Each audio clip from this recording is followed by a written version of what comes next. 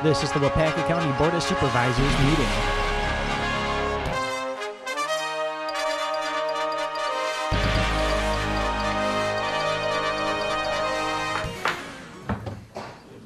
I will call this Waupaca County Board of Supervisors meeting to order, and it's Tuesday, January 15th, 2019. It is 9 o'clock, a little after 9, and the roll call, press your roll call buttons.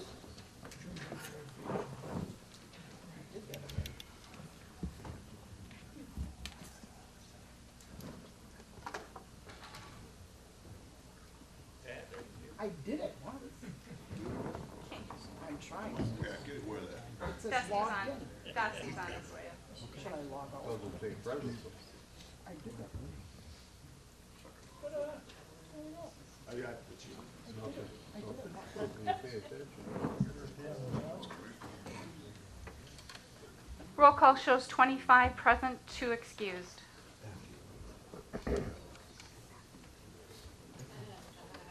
And Clerk Lodewagen, has the open meeting statement been fulfilled legally? Yes, it has. Thank you.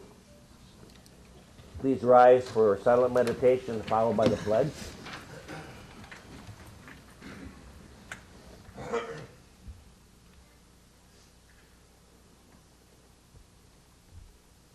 I pledge allegiance to the flag of the United States of America and to the republic for which it stands, one nation, under God, indivisible, with liberty and justice for all. Thank you very much.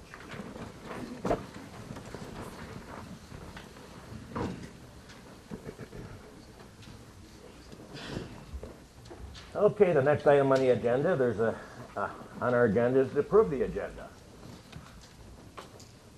Is there a motion to approve the agenda? Supervisor Lair? So moved. There's a motion by Supervisor Lair to approve. Mr. Zog? I would second that. And a second by Mr. Zog.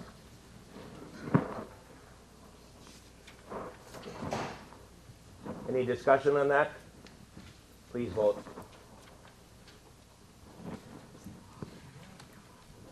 Last chance to vote. Motion's carried 25 to 0.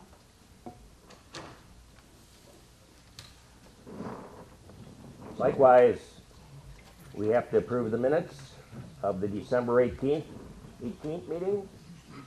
Is there a motion for that approval? Mr. Handrick? I will move to accept the minutes. There is a motion by Mr. Handrick to make a motion to accept the minutes. Mr. Mork? I'll second that motion. A second by Mr. Mork. Any questions or discussion? Please vote. I'm sorry. We got it. Okay. We're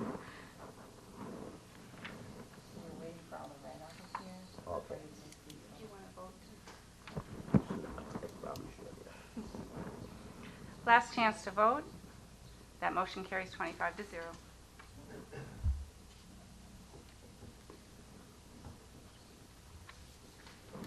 Just to explain here, we have a student on board here. He's been at the courthouse for a long time, but he's now learning the system here in case Jill wants to fly south. So, Or get sick. okay, we will go down to the number 7, ordinances, amendments to the General Code of Ordinance. A is amendments to the Code of Ordinance, Chapter 4, Finance. Heidi is coming up to explain this.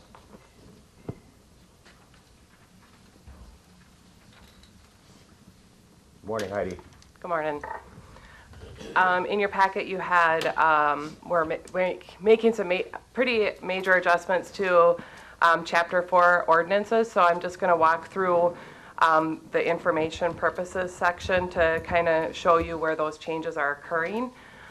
First and foremost, we're renaming that Chapter 4 to Finance and Taxation.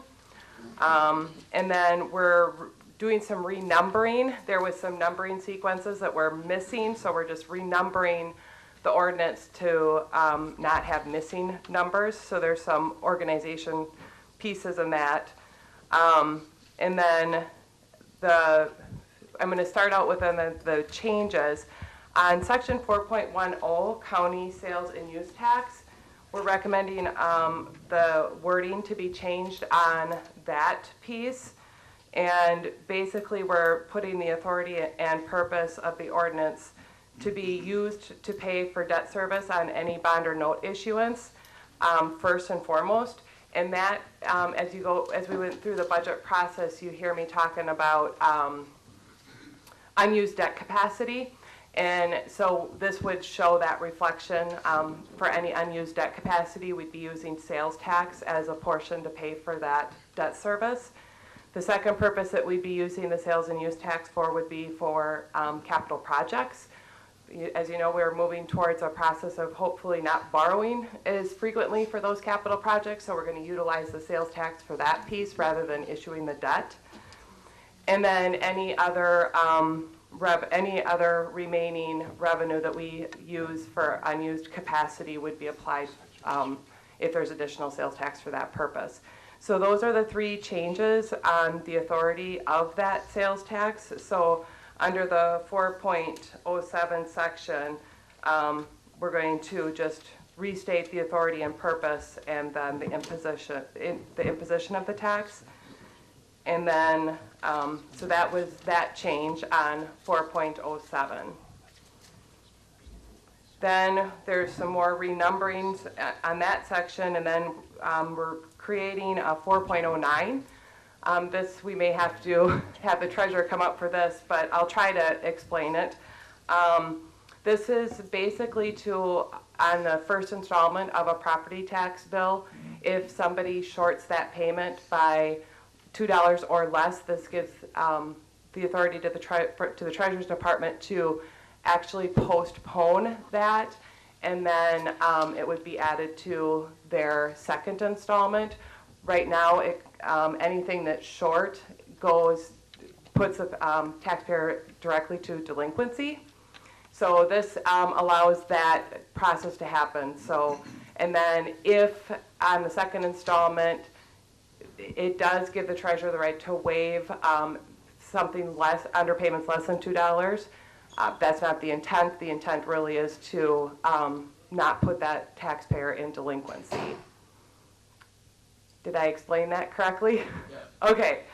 The next sections are all new sections to the ordinance, and I'll kind of walk through them. A lot of this is just organizing policies that the county board has already adopted, but there's, I'm just trying to get those organized. So the 4.10 is an agreement section. This states that basically all agreements that are entered into on behalf of the county must be reviewed by the Corporation Council prior to Committee of Jurisdiction and or County Board approval. If for some reason the agreement is not submitted for review by the Corporation Council prior to consideration, the agreement shall not be executed before that review has occurred.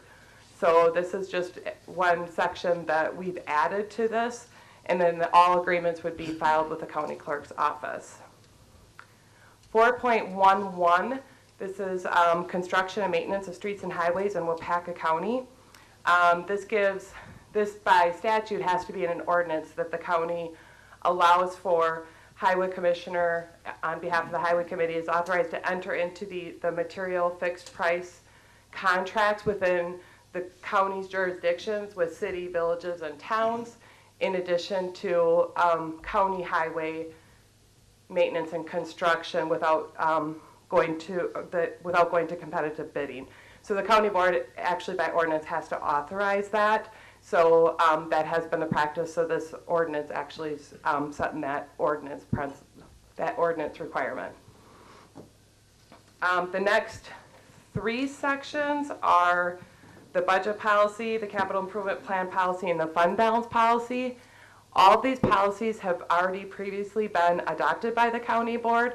This is just calling them out in the ordinance to organize that, say the county board is the one that actually approves these policies and what the purposes of those policies are.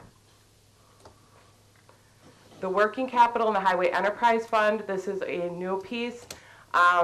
Basically it's stating what the minimum percent of working capital would be that we would want to maintain in the enterprise fund.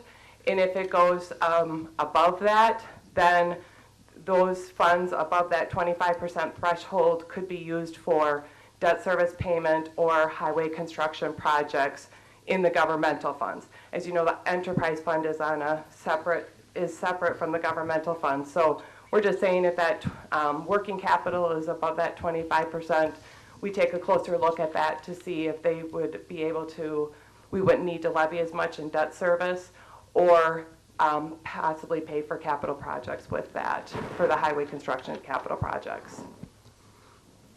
4.16 is an investment policy that has been adopted. This is basically just calling out that, yes, we do have an investment policy and what the delegation of authority is on that policy. 4.17 are bank accounts. We're calling out here that all bank accounts established within the county's federal tax ID number must be reflected on the financial record, and therefore that all those accounts must be approved by committee of jurisdiction and also given to the county treasurer and finance department to acknowledge that they have those accounts. And then we're also calling out that the treasurer is the bank account custodians on all the accounts with the exception of the clerk of courts will be the named custodian on the collection of fee account, and also any court-ordered accounts, any accounts that are established based on court order. So that by ordinance, so the clerk of courts will be the named custodian on those accounts, and then also the sheriff will be the named custodian on the asset forfeiture, the voluntary transfer, and the inmate accounts.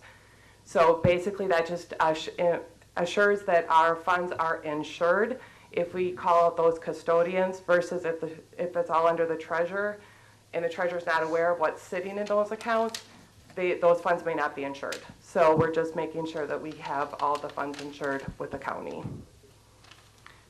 Debt policy is also, the debt policy and the post-issuance compliance policy, 4.18 and 4.19.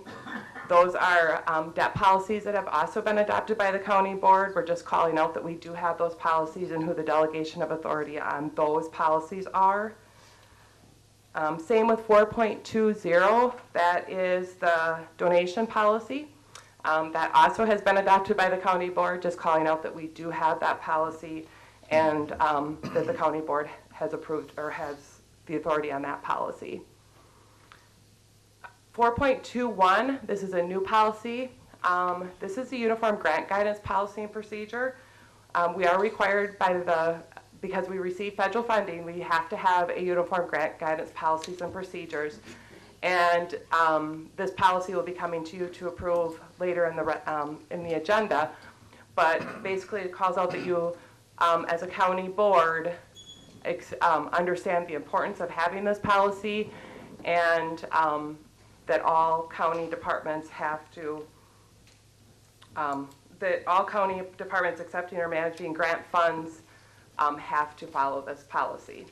So this is a new policy that will be coming for you later on, but it is important that we do have this policy in place. The last one that we've added is the 4.22. This is the internal control structure. This is the county board supporting a strong internal control structure. This will, that you will support any policies that we implement.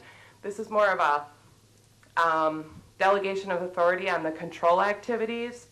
Basically, the finance director with finance committee approval will be developing policies to mitigate the risk that we have within the county. And then monitoring that will closely monitor departments on the internal control policies, and then any risks that we find out of the finance department will be reported to the finance committee to determine the material of that weakness and any steps that we need to take to mitigate that risk. And then again, compliance on these types of policies will be coming, will be with all county departments.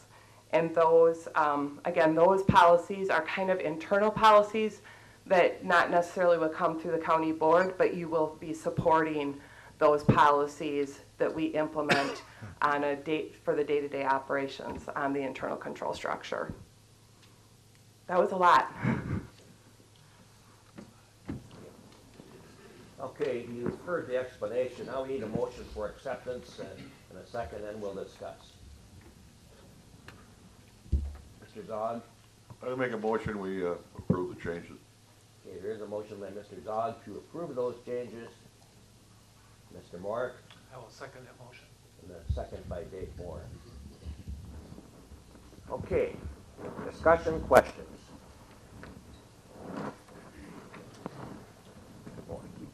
Mr. Smith? Thank you. In 4.07, Heidi, it appears to me that that's the 0.5% sales tax that we imposed when we built the courthouse, that was supposed to go away when the courthouse was paid off. Is that correct? Nowhere in the ordinance did it state that it was going to go away when the courthouse was paid off. It was stated that that wasn't stated in the original ordinance. And then in 1993, that was also amended to read, county sales tax will not cease until all general obligation notes and bonds, including the 93 bonds, are paid in full, and the county board of supervisors will review continuation of the county sales and use tax at that time. I'm relatively sure that our taxpayers in the county aren't aware of that, or most of them are not, that they all thought it was going to go away. It just appears as though we keep adding, and that's never going to go away, and I think that that's something that we should put out to the taxpayers. The taxpayers should have a say in this, whether it be a referendum or something to redirect that. I don't think it's fair for these 27 people in this room to vote to continue that when I remember when this was built that the original plan was that tax would go away when this building was paid off. And I bet that most of the people in this room can remember that. Then when we get down to the policies that we are going to support that we're not going to have a say in, I find it difficult to support policies that I don't have a vote in. Just that's my own personal feeling. Thank you, Mr. Smith. Supervisor Craig? Thank you, Mr. Chairman. I was mostly because I agree with Chapter 4, with the exception of the last sentence in 409, which talks about if the full amount is not paid by the end of the collection cycle, meaning property taxes, underpayments of not more than $2 may be waived when the administrative cost of collecting would exceed the amount of underpayment. And you have stated today the intent is not to necessarily forgive those payments, which I am in agreement of not forgiving payments, because being a treasurer for Royalton, we deal in dollars and cents, and the budget that was handed out and came to us to collect from the county had dollars and cents. And then when our county computers put it on out to our taxpayers, there's like overrun and underrun of cents that the town is then responsible for. So I hope you understand when I'm talking about dollars and cents, that's been my life for a lot of years, collecting for the town of Royalton dollars and cents, and then paying out bills that are owed to us, such as the highway department or recycling, it's dollars and cents. And so to think that we would take cents under $2 and not make the taxpayer accountable, but get it from somewhere else, was not agreeable to me. But now you've said the intent is not to do that, in other words. Well, the way I read that section, it says if full amount is not paid by the end of the collection cycle, underpayments of not more than $2 may be waived when the administrative cost of collecting. Basically say, I mean, to me, I'm reading that as there's no way any underpayment more than $2 will ever be waived, and anything less than $2 will be considered depending on that amount. If it's 2 cents versus $2, to me that reads that the county treasurer then has the option to say, am I going to chase 2 cents? Probably not. Am I going to chase $2? Possibly yes. Do you understand what I'm saying there? So I just don't think the intent really is to the biggest intent of this is to make sure that that taxpayer that, when they write the legal tender and transpose that number and it's 36 cents, that they're not put into delinquency at that first installment. The intent is to get that to put on postponed so that they're not in a delinquent status. At the end, once they have done everything they can to collect that amount that was under $2, that underpayment, I think at that point is when they'll we'll have to take a look at. And there's reports that are easily ran to say, run me balances for under $2. And so you can kind of look at them to say, if it's 2 cents, we may waive it. But this is saying there's no underpayment over $2 that will ever get waived. So I think that's really the intent of this. It's not necessarily to waive everything under $2 or under, we're just going to waive them. I don't really think that's the intent. But if it's going to cost us 48 cents to send a taxpayer something to say you underpaid by 3 cents, that doesn't make as much sense. Does that help clarify that? I totally understand that, because what I've been doing as treasurer now, if it's under 2 cents, I throw the 2 cents in. If it's under 54 cents, I throw the 54 cents in. Now I won't have to, because it'll simply go to their second payment. But my concern was if it was going to be a blanket under $2, everybody gets a free pass. No. That could amount to a lot of money, and I'm used to dealing in dollars and cents, and we need Right. to get it to make our budgets whole. Yeah. Thank you. Yeah, and that is that's a report that can be generated out of the tax system very easily to say, show me everybody who has a balance of $2 and under. And then I think at that point, that's when the treasurer is going to evaluate that piece to say, if it's 3 cents, we may waive it. If it's $2, we're going to research it a little bit more, I would think. Supervisor Craig, thanks for your 2 cents worth. You're welcome. Supervisor Vasquez? Hi, Heidi. I'd like to talk about that 0.5% sales tax also. My take on it's a little different. I understand that it's a necessary thing we keep it. It would be financially irresponsible of us to cancel it right now if we want to maintain the services that we're providing. And I think it is our job sometimes to stand up and take that black eye and give the taxpayer the bad news that that's not going to go away. It's our responsibility. It's why we were hired, to bring bad news when it's inevitable.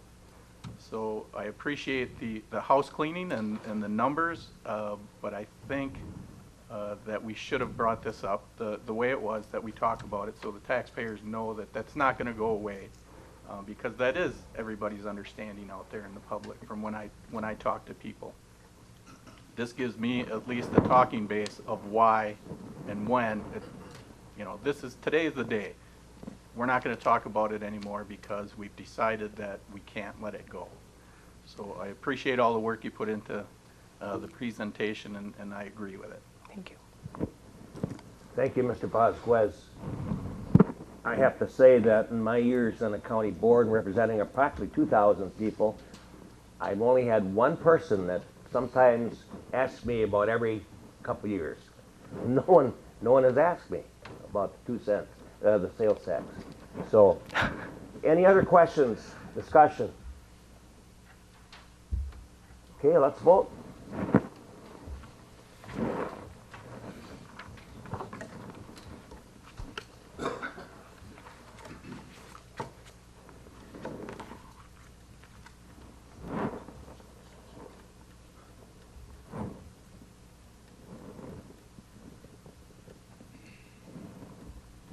Last chance to vote. Oops, I'm sorry, last chance to vote. Motion carries 24-1.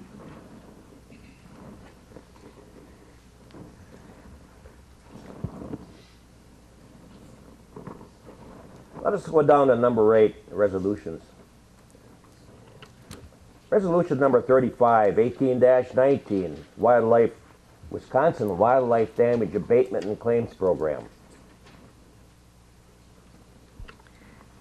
Now therefore be it resolved that the Waupaca County that Waupaca County continues to participate in the Wisconsin Wildlife Damage Abatement and Claim Program until further action of the Waupaca County Board of Supervisors. Be it further resolved that the management of the program is delegated to the Waupaca County Land and Water Conservation Committee.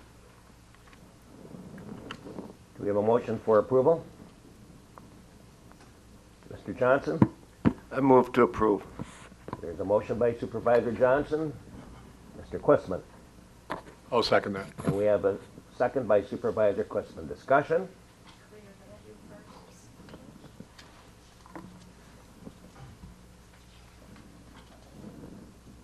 Discussion? Please vote.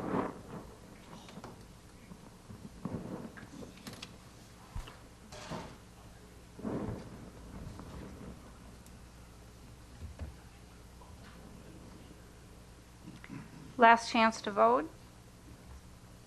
Motion carries 25-0.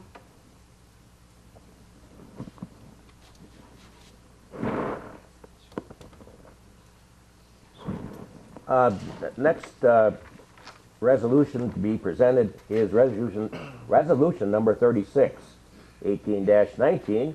It's the Federal Awards Uniform Grant Guidance Policies and Procedures. Now, therefore, be it resolved that the Waupaca County Board of Supervisors adopts the Waupaca County Uniform Grant Guidance Policies and Procedures for countywide application, and be it further resolved, all county departments will manage federal grant funds developed policy documenting procedures and internal controls applicable to each identified federal grant. Is there a motion for approval? Supervisor Lair? So moved. There is a motion by Supervisor Lair for approval. Mr. Nygaard? Second. And a second by Mr. Nygaard. Questions, discussions? Please vote. I need Dusty's help. Everything is squiggling. What's happening, Pat? He's coming up.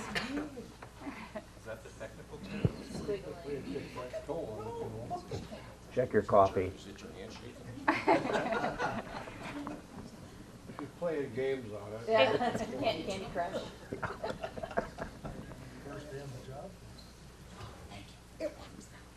Oh, there it goes. Last chance to vote. That motion carries 25-0. Okay, number 9 is reports. We have a 2018 annual report. Mr. Jesse Cuff, Veteran Service Officer, is on his way up.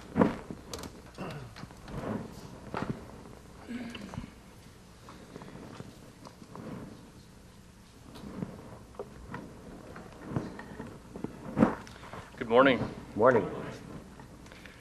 Mr. Chair, thank you for allowing me to address the board this morning regarding the 2018 annual report for the Waupaca County Veteran Service Office.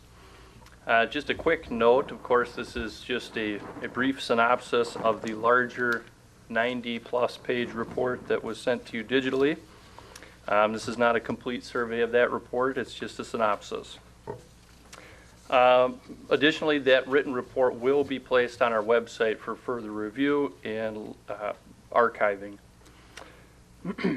Of course, this presentation is meant to provide a broader, more general understanding of our office with some of the operational highlights from fiscal year 2017 and calendar year 2018. The Waupaca County Veteran Service Office has been in operation since 1934. The concept is to provide a local veteran advocate for and to assist local veterans and dependents. In our current state, our office is composed of 3 full-time employees. The annual cost to the county to fund our program, the entirety of operations of our office, is approximately $250,000. Making up our office is Cindy, our Senior Veterans Benefit Specialist, who has been with the county for over 30 years, with many of those years serving the veterans through our office. Julie, our Intake Veteran Benefit Specialist, has been working with the county for over 25 years. with about the last 7 years with our office. And of course me, your Veteran Service Officer, who's been working with the county for 14, with the last 4 in this office. I've asked Cindy and Julie to be with us today. I know we have a lot of new supervisors, and I wanted to make sure to recognize them for their great work according, of course, for the last year and the last many years. So Cindy, Julie, if you could please stand, we'll just give you a quick recognition. Thank you very much. Thank you. Of course, the work of our office is not possible without the diligent effort of both Julie, Cindy, and of course, myself. The mission of our office is simple. We reach out to, coordinate with, and empower the veterans of Waupaca County. We stand ready to assist, educate, and advise resident veterans and eligible dependents on nonprofit, local, state, and federal benefits associated with military service. Simply put, we connect veterans with benefits.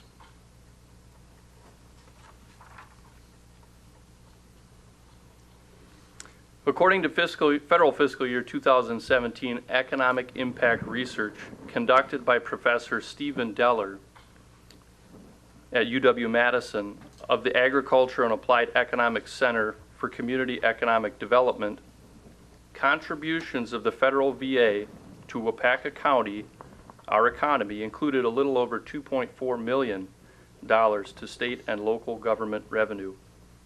In general terms, the county's annual investment of $250,000 in fiscal year 2017 yielded a return on that investment of approximately $2.4 million.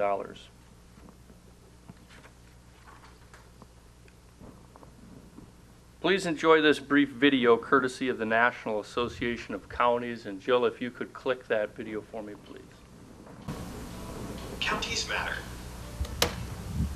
And veterans matter to counties.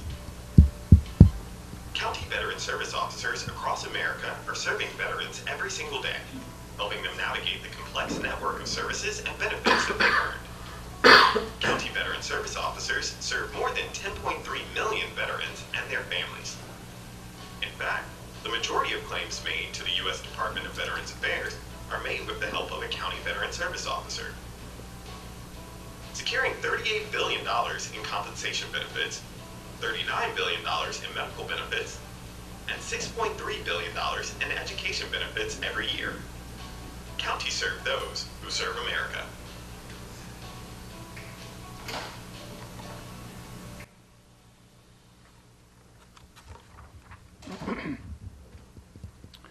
Here is one way to visualize the volume of activity our office experienced in calendar year 2018.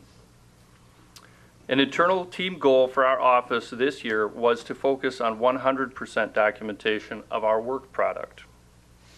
Prior to the introduction of our veteran management software in early 2015, that's called VetraSpec, this type of volumetric information did not exist. In calendar year 2018, with a better understanding of our processes and work product, we were able to update all office job descriptions and simultaneously deploy 4 important internal office policies. The internal controls include our clean desk policy, aimed at improving our physical and information security practices. Our customer service, confidentiality, and ethical conduct policy, aimed at standardizing our customer service practices, as well as defining our business ethics posture. Our office operations policy, aimed at standardizing the performance of many of our most common practices. And finally, our hours of work, time management, and attendance policy, aimed at standardizing staffing practices. These critical concurrent controls and process improvement measures ensure that we have the right staff completing the right tasks and serve to improve the consistency, efficiency, and effectiveness of our office in delivering benefits and services. Furthermore, we continue to press forward, stressing the importance of leveraging technology in benefit delivery, as well as reducing paper use and storage, while leveraging digital record production and retention instead. A story. In August, I received an email from a veteran. The subject line read, quote, "Veteran in dire straits." The 5-year veteran of the Navy who earned a combat action ribbon during service in Southwest Asia had gone on to be a small business owner raising a family in our community. The veteran's business had fallen on hard times, and the veteran was in fear of utilities being shut off as well as losing the family home. The veteran turned to our office for help. Through the emergency grant program, we were able to provide immediate assistance, stabilizing both house and utilities. But we didn't stop there. During the meeting, it became apparent that the veteran was still struggling with some chronic conditions incurred during active honorable service. We completed a claim with the federal VA. It took the VA until mid-December to make a decision. However, the veteran is now service-connected with the VA. The veteran received nearly $1,500 in back compensation just in time for the holiday season, and will now receive about $500 per month tax-free going forward. The veteran is now also eligible to receive VA health care at the Priority Group 3 level. Additionally, the veteran's children can go to a UW system college, and their tuition will be waived due to this VA award. This is the day-to-day work of the CVSO office, changing lives for the better by linking veterans with benefits and services. Benefits and services that veterans have earned by giving up some of the best and healthiest years of their lives to the cause of military service to the nation. This type of service is not possible without thoughtful and subject matter expertise in case management and claim development. In other words, developing support and assistance for both the explicit and implicit requests and needs of the veteran community.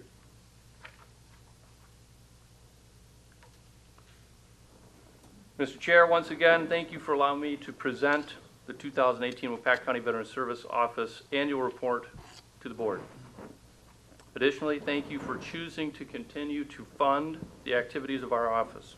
Your support ensures local assistance for the military veterans and eligible dependents of Waupaca County. In closing, I'd like to take just a moment to read a card that accompanied a generous donation from the family of a veteran. Please use the enclosed check to help our needy veterans.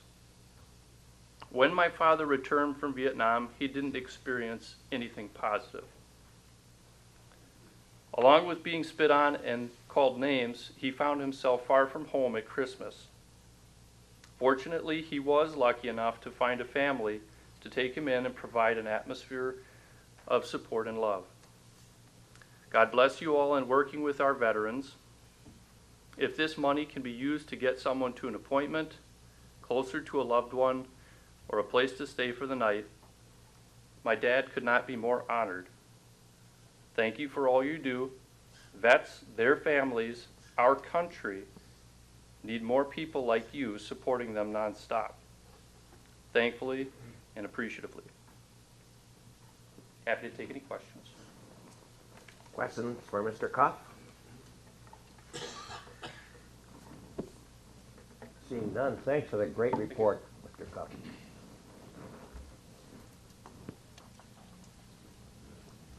Okay, next we'll have UW Extension Impact Report by... I believe Supervisor Smith has something. Oh, I'm sorry. I apologize. That's fine, I'll thank Jesse in my own time. Okay. Thank you, Mr. Smith. Next, we'll have a UW Extension Impact Report by Sandy Liang. Morning. Good morning. Hi. For those of you who don't know, I'm Sandy Lang. New title, same job, Human Development and Relationships Extension Educator. And I'm just going to be giving an overview of our office. Our Office of 5 puts out a quarterly report, and I'm just going to go ahead and highlight some of the work that we have been doing in the past quarter or so. So for in my program area, human development and relationships, we really value partnerships, and something that I have been working on since I started in my position is connecting to different projects in the area, addressing some of these substance abuse issues in the county, which I feel like it's always brought up at multiple meetings that I'm a part of. And so, yeah, I've just been involved in many of the things in the beginning. And most recently, I'm not sure if many people know, but there's like a recovery community center opening up in Waupaca County next month. And I'll be starting to have some workshops and classes there. And Extension likes to bring research-based information to the community. And as part of that, I'll be facilitating a course called Taking Care of You. It's like a series of workshops for people to use practical strategies to manage stress and challenges, including mindfulness practices. And Wes, the person who is the operations coordinator of this recovery center, has a vision of these workshops being open to anyone in the community, because substance abuse and addiction affects not just those who are struggling, but their family members, professionals who work with those types of people. So I'll be starting those in February, and I'm excited about this. It's always a pleasure to bring up-to-date research. I was just trained last November, and I will just be bringing this as a response, as part of a bigger picture of addressing some of the addiction and substance abuse issues in the community. And kind of going off of those partnerships, I want to highlight FoodWise, which is another program area in our office, and they recently held like a poverty simulation for people in a county, and one of the objectives was to bring awareness to the county professionals to be more aware of the poverty issues in Waupaca County. I think a lot of people know about the poverty issues and a lot of people see it. I think it's a different thing to kind of walk through that experience and to kind of be put into the shoes of someone who is struggling. So,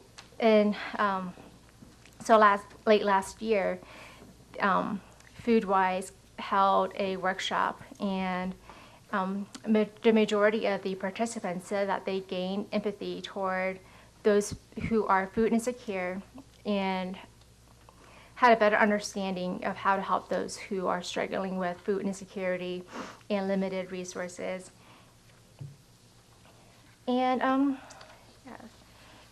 so like Extension, we have lots of different programs, and we reach different types of audiences.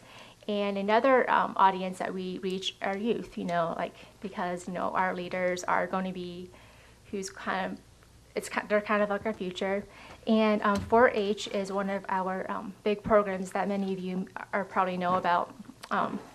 And so last year, Penny Tank, our 4-H coordinator, she held a training to help youth build leadership and decision-making skills, so that when they're adults, they're more prepared and to be engaged and engaged citizens. So she led a group, and so that their clubs, 4-H has multiple clubs, so that clubs can strengthen their internal strategies to become more effective leaders.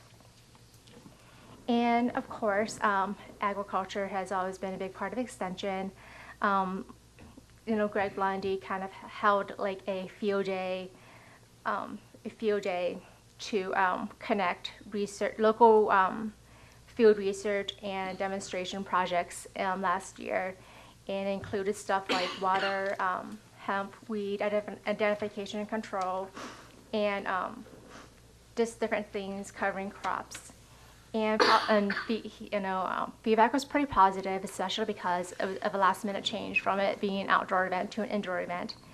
And if you want to know more, Greg was on the news, so there's also a link in your impact report if you want to watch it and kind of know a little bit more about like that type of work.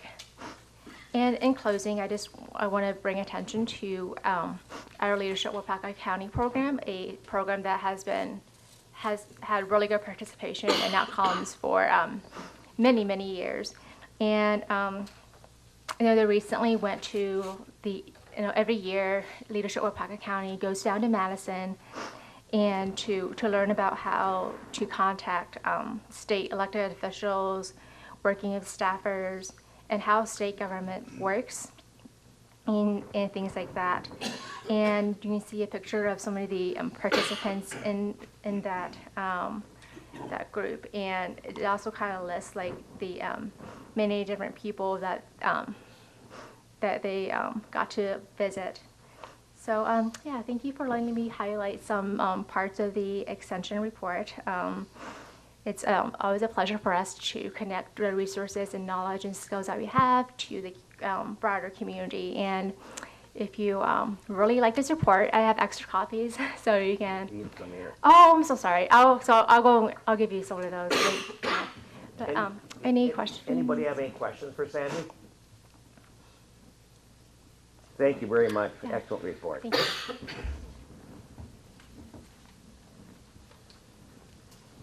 Okay, is approaching the stand is Mr. Casey Beiersdorf, the Highway Commissioner. Tell us what's going on. I was out there yesterday, took a bunch of photos. Couldn't believe the progress that's being made. Good morning, County morning. Board, Mr. Chairman. The new year is here, and so is my 2019 budget. Separate aside from this facility, the roads, it hasn't snowed a lot, knock on wood. A little bit of ice storms aren't beneficial to any of us, so hopefully if you have any concerns or issues, let us know so we can resolve them as soon as possible. But beyond road and winter maintenance, we have, of course, the new highway facility project. The project is moving along, I would say, if fabulously right now is a word to use. I have no concerns or complaints at this time. We'll go through the handout that you'd received if Jill wants to scroll with me, and just stop at that front page, Jill, with the two people standing at the front door. Yeah, the very first. I'm sorry. Yep. So, yep. So just using that picture to talk about project progress. Right now, Myron has created a mock-up of a wall, probably chest high, to give us different color samples of the colors we chose for the administrative area, and it looks almost identical to that photo there. With the light tan banding. The brick mortar seems to be a little bit darker than I was anticipating, but putting the block mortar example next to the great big Spancrete sample, they match very well. So that's the front page of it. Next, we'll move into the executive summary. The building concrete foundations are complete. The precast floor panels for the mezzanine area have all been installed, and you'd think a mezzanine would just be an extra storage space. Now that it's installed, it is a huge storage space, and we're going to essentially store a lot of our tires that we have scattered all around the existing facility to put up there. So looks like a lot now while it's empty, but I'm sure it'll get filled up in a hurry. The steel erection will begin on the administrative office as soon as the crane is done setting the Spancrete walls. That could be as early as next week for the steel and the administration area.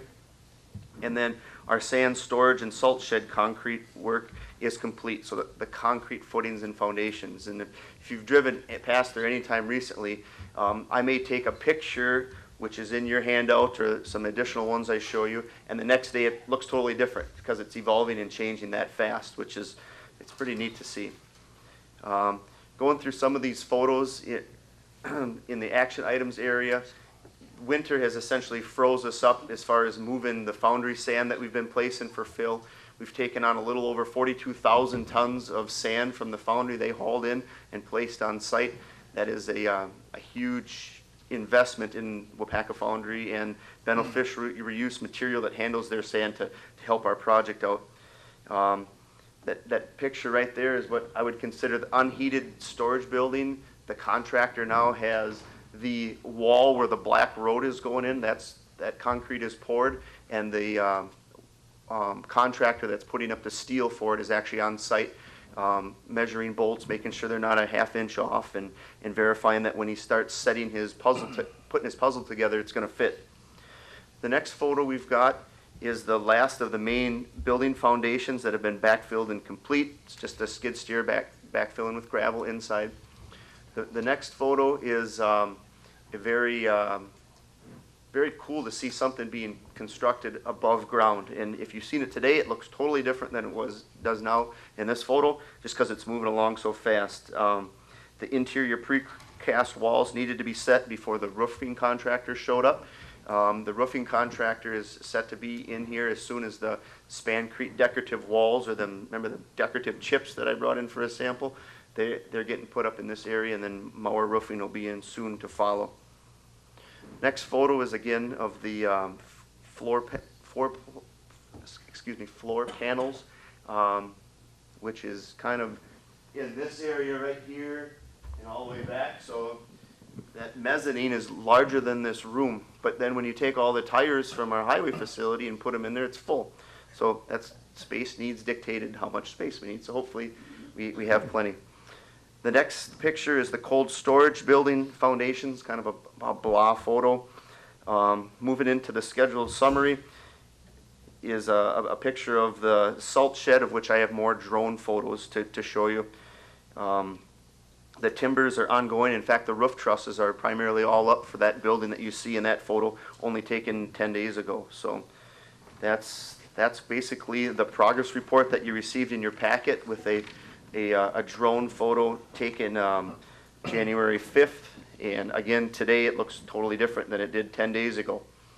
So our pilot that flies our drone essentially has a useful battery life of like 10 minutes. So once he gets up there, he snaps photos and he's updating his drone and getting a new battery. And we're going to actually have video like we had a couple months ago. But right now all we have is these photos, and we'll go through them one by one.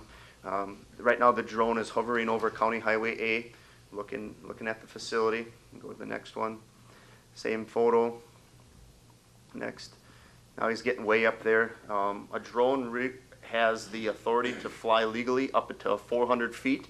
So anything above that then starts conflicting with federal aviation laws and whatnot. So he can get to 400 feet, and then he's got to come down right away just so he doesn't conflict with the heights. This was the weekend, Saturday, 2 Saturdays ago. Keep going. We'll kind of get some more in-detailed photos of the salt sheds coming up. Keep going. Kind of now you're sitting looking to the south. You can see the outline of, when you're standing out there, the steel that's been erected and the roof that's being put on looks very large. And then when you think about the rest of the facility in that outline needs to still be put up, it is going to be a monster. So huge building. Next, next, next, next. That photo there it's outdated to the point where them trusses that are laying on the ground are all now on top of the wooden timbers.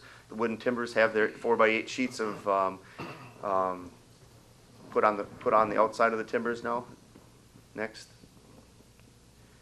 I don't think there's too many more different photos than what we're looking at already. So with that, with the financial progress of it, I would say that if you're going to mirror the financials of a $24.4 million project versus how much we've paid so far, it's tracking to be about a quarter complete financially. We've paid about $6 million, or the finance department has paid the construction manager $6 million to pay his subcontractors for their work.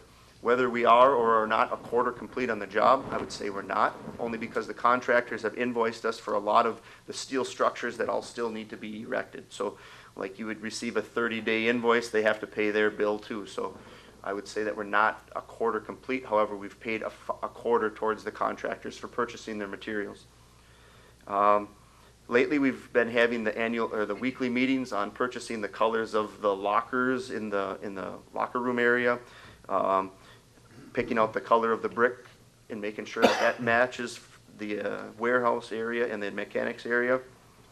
And we're meeting with the engineering firm that's currently designing County Highway A in front of it, where the 2 turn lanes come into the new shop. I went and met with them in Stevens Point just to make sure that this plan and this plan match each other when the 2 meet. Our IT department has been briefing the engineers, electrical engineers, and the construction manager on his March progress. At this time, it's anticipated fiber optic project's going to kick off in March to connect fiber from this courthouse to the new facility, which is all part of this project. It's going well. I have not a whole lot more to talk about. Again, visiting the site, if you haven't been there, it's just amazing to be right there. So if anyone wants to go and see it, give me a call. We'll schedule a meeting, and we'll do more of a drive-by so we don't have to wear the hard hats and the yellow vests and the steel toes and whatnot. But if you want to walk around too, let me know. Any questions for Casey? I was out there yesterday and I couldn't believe what I saw. I hadn't been there for 3 or 4 weeks. Yes, every week it just progresses more and more and more. And now we're starting to see some of the final aesthetics on the outside, so you can see what it's going to be versus steel beams don't look like much, but them Spancrete walls are really neat to see the color, which it's got a brown tone to it. Funny little story on this construction. A year ago, I think I told you, a Clintonville businessman that runs a gas station in Clintonville where we meet every morning, our old time group. He was criticizing our spending money for the new highway facility. So I got him a booklet that Casey had given me. I said, take this home, Dean, and just look at it, read it. He threw that thing back right on my head, and I still buy gas there, I still go there. The other day he asked me, Dick, what's that big building going on Highway A out there? He asked me that question. At my commissioners conference, we're not alone with this. There's several counties now that are building highway facilities, and they're asking me a lot, what did you do for this step 1, step 2? In fact, here in Waupaca County, municipalities have been asking about not our progress and ours, but how do you get started with this idea? And so I'm receiving local municipalities right now in Waupaca County that are saying, we might want to update our maintenance garages or do this. How do you get started? So pretty fortunate to have gone through it. Well, having people like you and this county board that think positive and moving forward is a big part of it, so I'll tell you. So. Thank you. Thank you.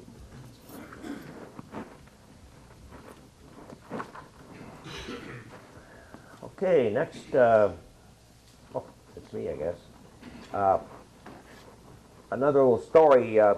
When I took over the county board chair's job from Dewey Brown, Dewey was my mentor for years. I once asked Dewey, I said, how does one, as a county board chair, present himself in going to meetings? Well, you got to always have a coat and tie. Very important. Can never go wrong with a coat and tie. Today is the first day in over 10 years I haven't been here in a tie. And why? It's because I have 3 greyhounds at home and they're getting a little upset with me because I'm gone all the time. I went to the tie rack and they're on the floor just all crumpled up. I suspect they pulled them down. So they were getting even with me. The other thing is, too, that I see Mr. Newman and Mr.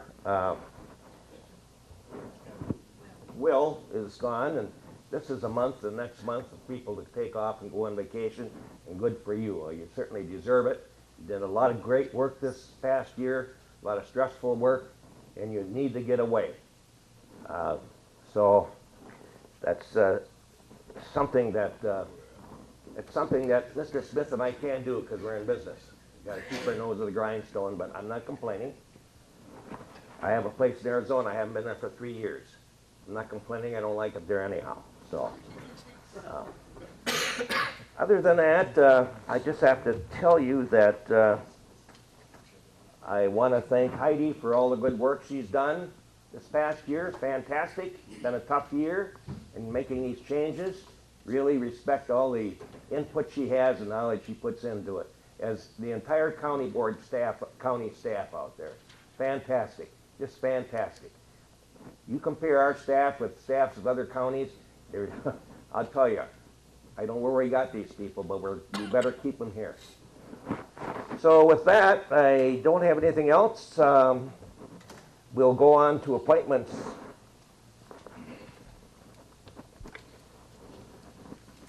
Sure. Appoint Deanne Miller to the Nutrition Advisory Council as a citizen member to represent the Manawa area. Supervisor Craig. Move to approve. The motion by Supervisor Craig to approve. Supervisor Gerald Murphy. Second that appointment. And a second by Gerald Murphy. Questions or discussions? Please vote.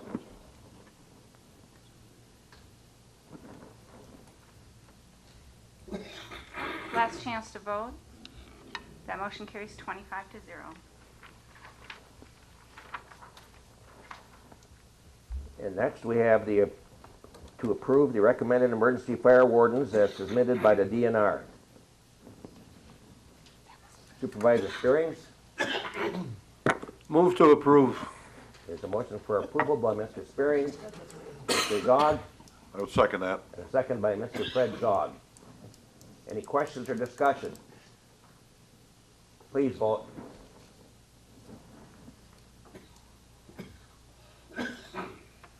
Last chance to vote. That motion carries 25 to 0. I forgot we have to welcome Mrs. Golding here today for her first regular meeting.